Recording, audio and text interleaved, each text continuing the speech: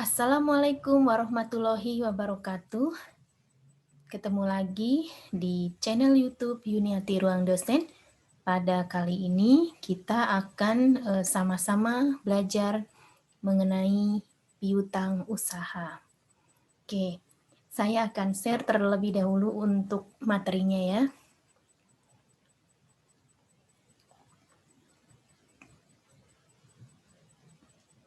Oke, di sini terkait dengan piutang usaha ya. Nah, mungkin dari sebagian Anda ada yang sudah pernah mendengar mengenai piutang usaha ya. Nah, apa itu piutang usaha gitu kan ya. Nah, sebelumnya mungkin sebagian besar piutang timbul itu dari penyerahan barang dan jasa secara kredit kepada pelanggan, ya kan? Jadi kalau misalkan transaksinya secara cash, muncul nggak piutang usaha? Tidak kan ya? Nah, jadi akan muncul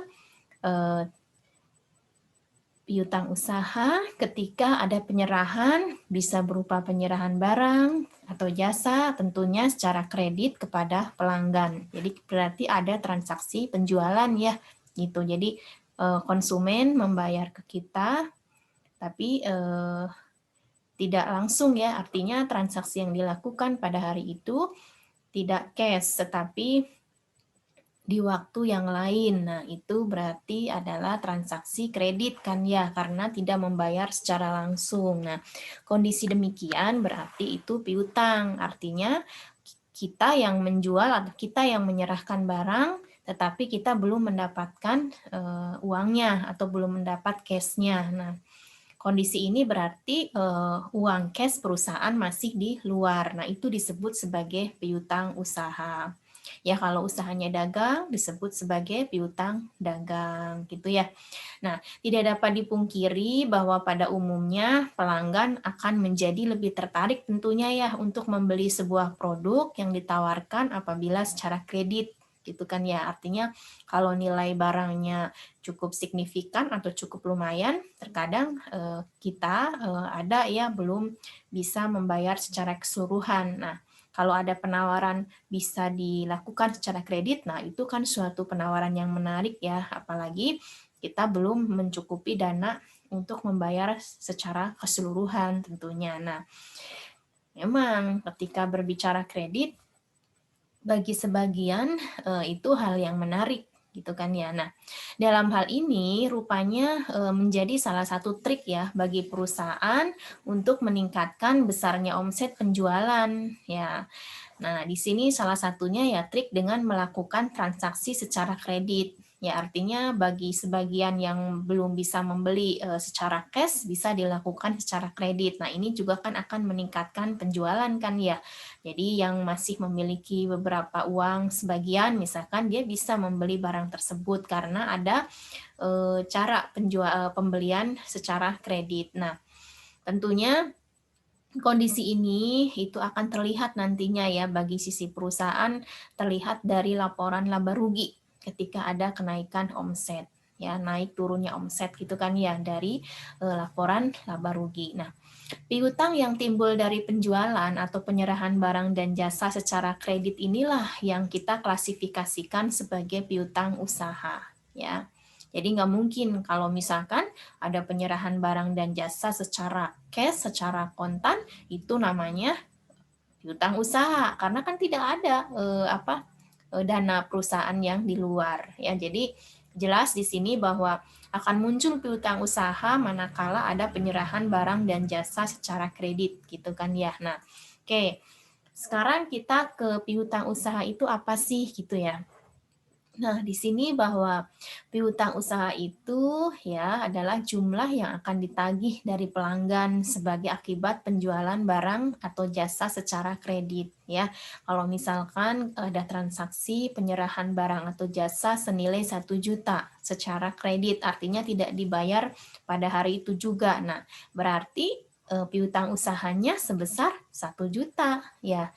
Karena penyerahan barang ini dilakukan secara kredit artinya tidak kontan. Nah, Piutang usaha itu memiliki saldo normal. Ya, saldo normalnya di sebelah mana? Debit. Ya, kan piutang juga masuk dalam kategori aset ya, ya.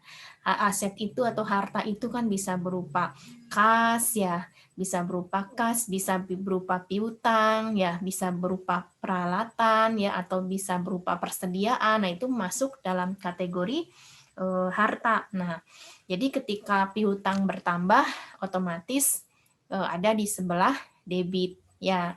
Kan saldo normal mah harta, utang, modal, pendapatan, beban ya. Harta bertambah di sebelah debit. Nah, piutang bertambah di sebelah debit karena piutang masuk kategori aset atau harta. Ya, nanti Anda bisa buka kembali nih mengenai saldo normal yang dulu pernah disampaikan di semester 1 ya, tentang pengantar akuntansi 1 ya. Nah, jadi di sini saldo normal di sebelah debit sesuai dengan saldo normal untuk aset karena piutang masuk dalam kelompok aset atau aktiva atau harta. Nah, piutang usaha biasanya diperkirakan akan dapat ditagih dalam jangka waktu yang relatif pendek. Biasanya hingga waktu 30 hari ya, hingga 60 hari. Ya, ada yang 1 bulan, ada yang 2 bulan. Nah, setelah ditagih secara pembukuan piutang akan berkurang di sebelah kredit. Ya. Nah, piutang usaha diklasifikasikan dalam neraca sebagai aset lancar. Ya. Jadi ketika piutang bertambah di sebelah debit, setelah piutangnya dibayarkan, maka akan ada di sebelah kredit. Ya. Nah, ini. Nah, kemudian piutang usaha yang dilaporkan dalam neraca tentunya harus benar-benar menunjukkan suatu jumlah yang kemungkinan besar dapat ditagih. Jadi kalau tadi contohnya terjadi transaksi penjualan barang senilai 1 juta pada tanggal 7 April 2021 misalkan. 1 juta. Nah, ini kan nanti nilai piutang ini akan muncul di neraca ya, misalkan per 31 Desember ada belum pembayarannya dibayarkan Januari nanti 2022 misalkan. 2000 sekarang kan bulan April misalkan dibayarkan nanti bulan Mei 2021 misalkan. Nah, ini kan di neraca ada muncul piutang. Nah, piutang ini senilai 1 juta itu harus benar-benar bisa ditagih. Jadi harus bisa memastikan bahwa nilai tersebut bisa ditagih. Nah, beban yang timbul atas tidak tertagihnya ya kadang-kadang ya kita harus bisa memastikan kan ya bahwa di neraca itu harus benar-benar nilai tersebut dapat ditagih setelah memperhitungkan besarnya kredit macet ya. Nah, beban yang timbul atas tidak tertagihnya piutang usaha atau kredit macet akan dicatat dalam pembukuan sebagai beban operasional. Ya, misalkan saja ya ada kondisi di mana ada piutang yang tidak dapat ditagih. Nah, ini kan akan muncul ya beban yang timbul atas tidak tertagihnya piutang usaha. Ketika ada muncul beban, ya maka akan dicatat sebagai beban operasional. Nah, jadi nanti akan muncul akun beban kredit macet atau beban piutang ragu-ragu ya atau beban piutang yang tidak dapat ditagih, gitu ya. Kita kan kita tidak tahu ya yang diharapkan bahwa piutang yang ada itu bisa lancar, tapi tentu di kemudian hari ada piutang yang macet, artinya kredit macet. Dari sekian berapa yang macet ada, nah itu nanti akan menjadi beban.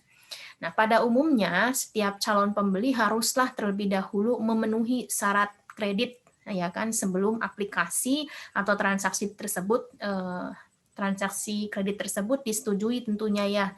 Nah, supaya apa? Supaya memastikan bahwa nanti ketika itu terjadi transaksi penjualan dan muncul piutang usaha tidak akan timbul kredit macet karena sudah ada nih analisis terlebih dahulu.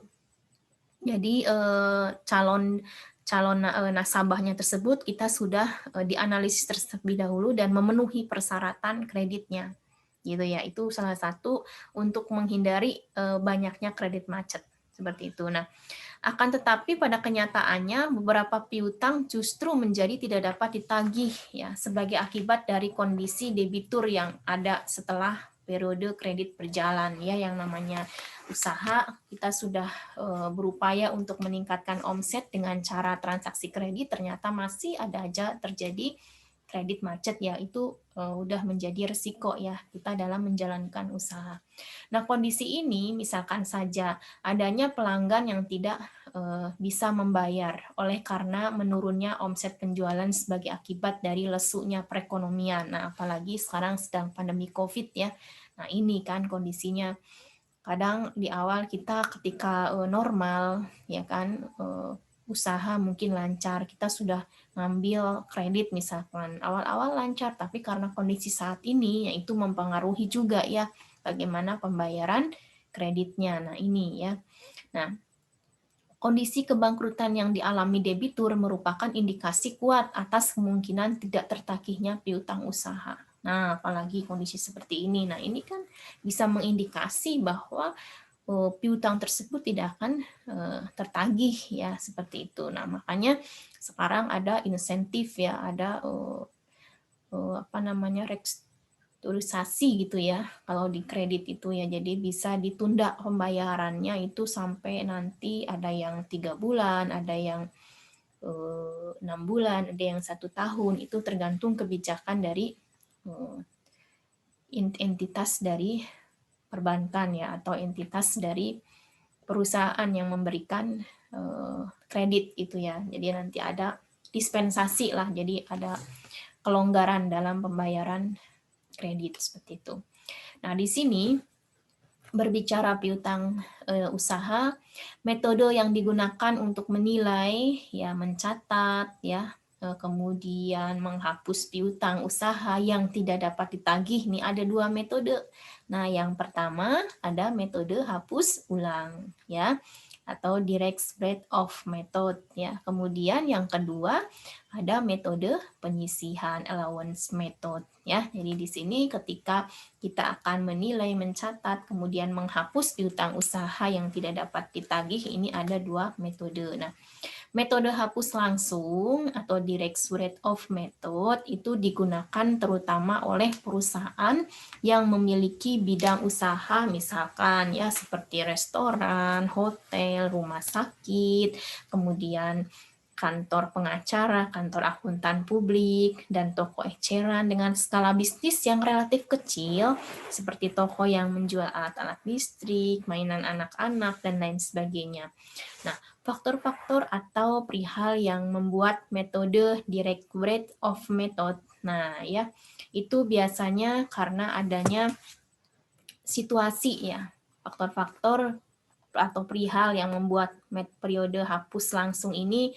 Yang pertama, terdapatnya sebuah situasi ya, yang dimana memang sangat tidak memungkinkan bagi perusahaan untuk mengestimasi besarnya piutang usaha yang tidak dapat ditagih dengan sampai akhir periode. Nah, atau juga khusus bagi suatu perusahaan yang menjual sebagian besar barang atau jasanya secara tunai, sehingga jumlah beban atas piutang usaha yang tidak dapat ditagih boleh dibilang sangat tidak material. Nah, ini ya.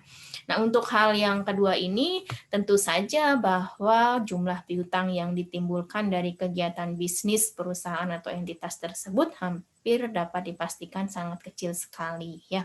Nah, ketika metode hapus langsung digunakan, beban kredit macet atau beban piutang yang tidak dapat ditagih hanya dapat atau hanya akan dicatat atau diakui tentunya apabila benar-benar telah terjadi pelanggan tertentu yang menyatakan tidak bisa membayar ya, atau aktual loss ya, bukan berdasarkan pada kerugian estimasi.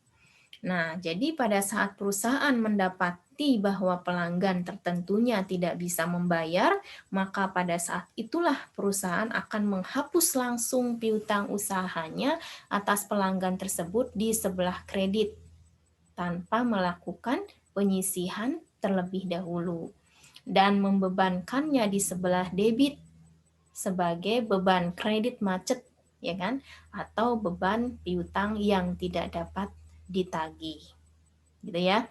Nah, metode hapus langsung ini sangatlah sederhana, akan tetapi metode ini tidak sesuai dengan konsep penandingan. Dengan metode hapus langsung, karena perusahaan baru mengetahui piutangnya tidak dapat ditagih setelah beberapa waktu kemudian setelah penjualan terjadi. Maka perusahaan tidak menandingkan beban kredit macet ke periode di mana pendapatan terkait penjualan dicatat. Jadi beban kredit macet kemungkinan akan diakui ya atas penjualan yang telah terjadi dalam periode sebelumnya. Nah, dengan kata lain, beban kredit macet sering dicatat dalam periode yang berbeda dengan periode di mana pendapatan terkait dicatat ya. Nah, ini terkait dengan metode hapus langsung. Nah, selanjutnya penggunaan metode hapus langsung ya, penggunaan metode hapus langsung. Nah, penggunaan metode hapus langsung itu dapat mengurangi utilitas atau manfaat laporan keuangan, baik laporan laba rugi maupun neraca. Karena tidak ada usaha yang dilakukan untuk menandingkan beban kredit macet dengan penjualan yang ada dalam laporan laba rugi periode berjalan.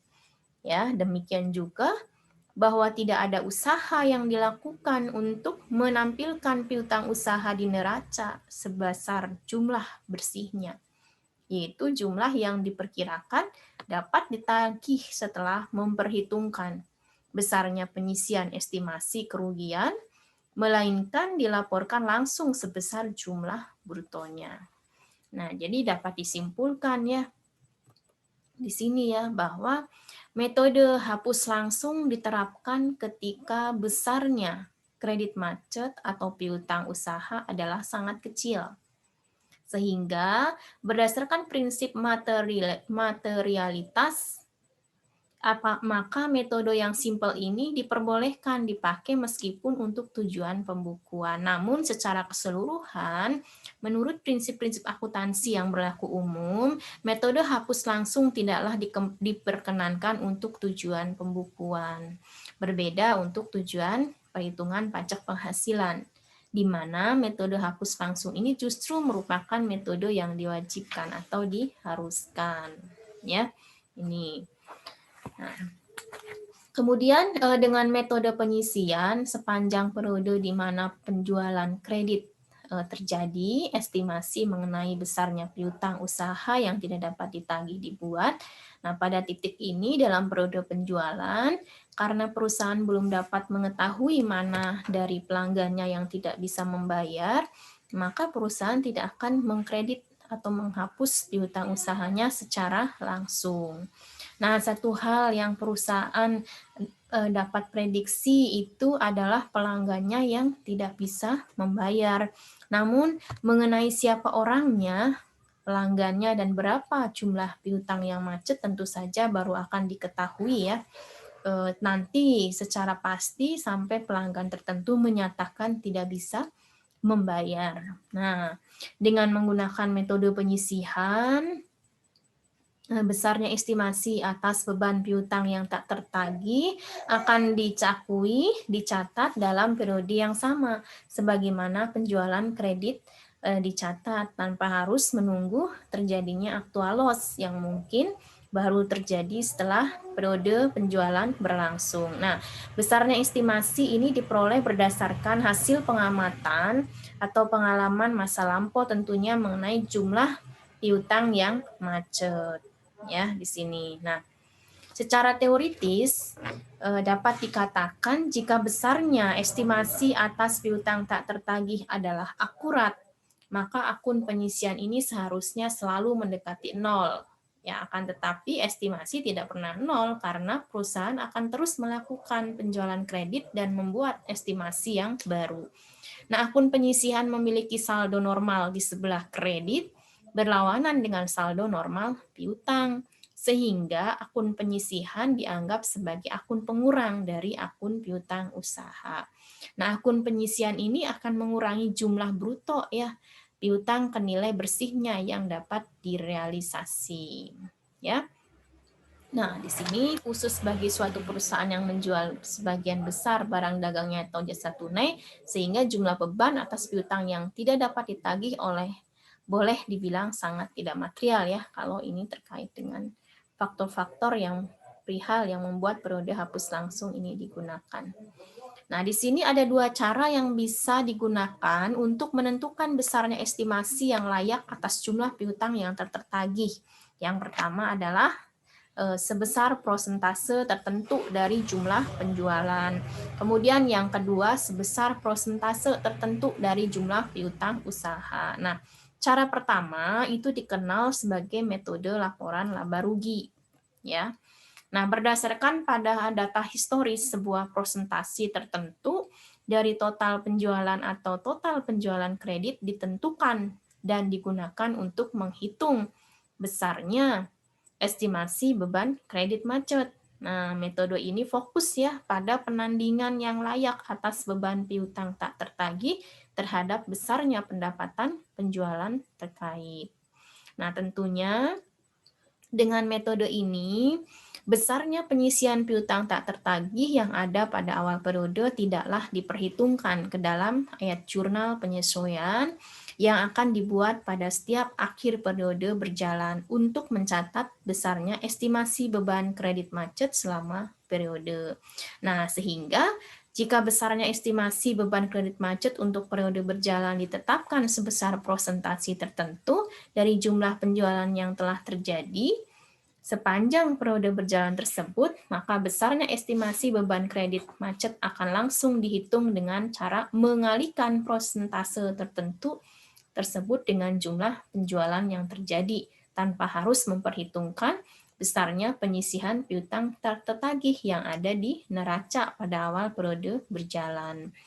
Seperti itu. Nah, kemudian cara yang kedua di sini menekankan ya penilaian piutang usaha pada nilai bersih yang dapat direalisasi yang nantinya akan dilaporkan dalam neraca atau dengan kata lain cara ini fokus pada penentuan figur piutang usaha yang secara nyata dapat ditagih. Nah, cara ini dapat dibagi menjadi dua metode ya, yaitu bisa berdasarkan pada prosentasi tertentu dari jumlah saldo akhir piutang usaha atau bisa juga berdasarkan pada klasifikasi atau pengelompokan umur piutang. Ya, ini yang cara sebesar prosentasi tertentu dari jumlah piutang usaha ya.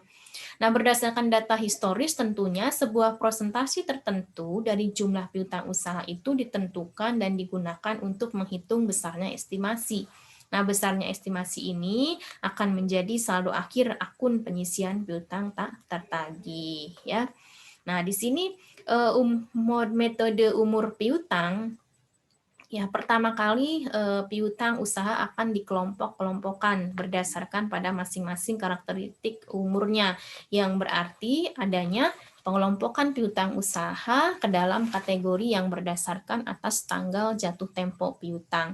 Nah, karakter umur piutang di sini dapat diklasifikasikan menjadi belum jatuh tempo, ya, telah jatuh tempo 1 sampai 30 hari, telah jatuh tempo 31 sampai 60 hari, telah jatuh tempo 61 sampai 90 hari, ya kan? Nah, telah jatuh tempo 91 sampai 180 hari dan seterusnya. Nah, lamanya umur piutang yang telah jatuh tempo ini merupakan lamanya hari mulai saat piutang tersebut jatuh tempo hingga laporan umur piutang disiapkan. Nah, berdasarkan umur piutang, piutang yang sudah lama beredar atau jatuh tempo sangat kecil kemungkinan untuk dapat ditagih, ya.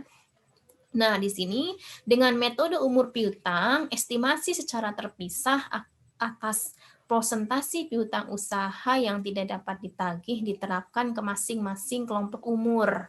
Nah, jadi dalam hal ini prosentasi yang berbeda akan diterapkan atas kelompok umur yang berbeda. Nah, setelah prosentasi yang berbeda diterapkan untuk masing-masing kelompok umur, lalu masing-masing hasilnya tersebut akan dijumlahkan secara bersama-sama untuk menentukan total estimasi. Nah, dengan metode umur piutang seperti halnya metode saldo akhir piutang, saldo awal dari akun penyisihan piutang tak tertagih haruslah disesuaikan melalui ayat jurnal penyesuaian agar supaya menghasilkan saldo akhir yang besarnya sama dengan total estimasi. Nah, ayat jurnal penyesuaian akan dibuat sebesar selisih antara besarnya total estimasi saldo awal akun penyisihan piutang tak tertagih. Nah, nanti kita akan ada penyelesaian problem terkait dengan metode umur piutang ya. Nanti ada link penyelesaian sendiri ya, videonya sudah Ibu buat ya. Kebetulan yang presentasi adalah mahasiswa ya, mahasiswa kakak kelas Anda. Nanti akan Ibu share linknya di deskripsi video ini. Nah, kemudian kita ke latihan ke problem 1. Nah, di sini kita lihat bahwa pada tanggal 31 Desember 2009, ini PT Tunas Satria memiliki informasi yang diambil dari sebagian saldo buku besar, yaitu di sini ada piutang usaha diketahui 75 juta, penyisihan piutang tak tertagih 2 juta, kemudian penjualan 450 juta. Kemudian ada retur penjualan 10 juta, kemudian potongan penjualan adalah 5 juta. Nah, di sini kita diminta untuk buat jurnal ayat jurnal penyesuaian apabila perusahaan menaksir kerugian piutang tak tertagih tahun ini sebesar 1% dari penjualan bersih. Nah, kemudian buatlah ayat jurnal penyesuaian apabila perusahaan menaksir penyisihan piutang tak tertagih sebesar 5% dari saldo bruto piutang usaha. Baiklah, kita lihat di sini bagaimana solusi atau penyelesaiannya. Kita lihat di soal bahwa penjualan adalah 450 juta. Nah, di sini kita lihat bahwa penjualan bersihnya adalah 435 juta. Jadi beban piutang tak tertagihnya adalah di sini kan 1% ya. Berarti beban piutang tak tertagih adalah 4.350. Ini adalah 1% dikalikan dengan 435 juta. Kemudian kreditnya adalah penyisihan piutang tak tertagih. Jadi beban piutang tak tertagih itu penyisihan piutang tak tertagih. Nah, penyisihan piutang tak tertagih di sini adalah 75 juta dikalikan dengan 5%. Kita lihat di soal bahwa piutang usahanya adalah 75 juta. Kita lihat di informasi bahwa yang B di sini adalah perusahaan menaksir penyisihan piutang tak tertagih sebesar 5% dari saldo piutang. Nah, berarti penyisihan piutang tak tertagih 5% dikalikan dengan 75 juta adalah 3.750, sehingga jurnalnya adalah beban piutang tak tertagih ya. Ini mohon maaf ya. 1.750 ya. 1.750 ini adalah 3.750 dikurangi dengan 2 juta. Dari mana 2 juta? Kita lihat di soal bahwa penyisihan piutang tak tertagihnya adalah 2 juta. Sehingga beban piutang tak tertagihnya adalah 1.750 dari 3.750 adalah nilai penyisihannya dikurangi dengan penyisihan piutangnya sebesar 2 juta. Sehingga beban piutang tak tertagih itu penyisihan piutang tak tertagih sebesar 1.750. Nah, ini kita sudah melaksanakan mencoba ya problem 1 dalam penyelesaiannya. Nah, coba nanti Anda juga bisa melihat video yang kedua yaitu penyelesaian terkait dengan umur piutang ya.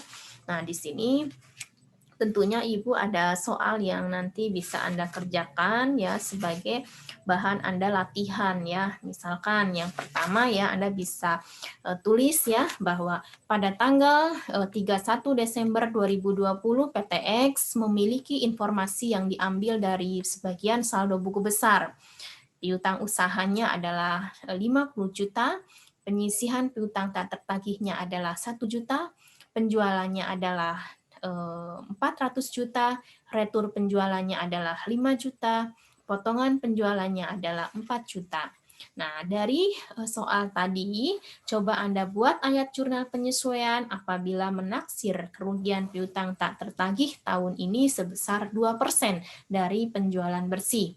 Kemudian yang kedua, buatlah ayat jurnal penyesuaian apabila perusahaan menaksir penyisihan piutang tak tertagih sebesar 6% dari saldo bruto piutang usaha.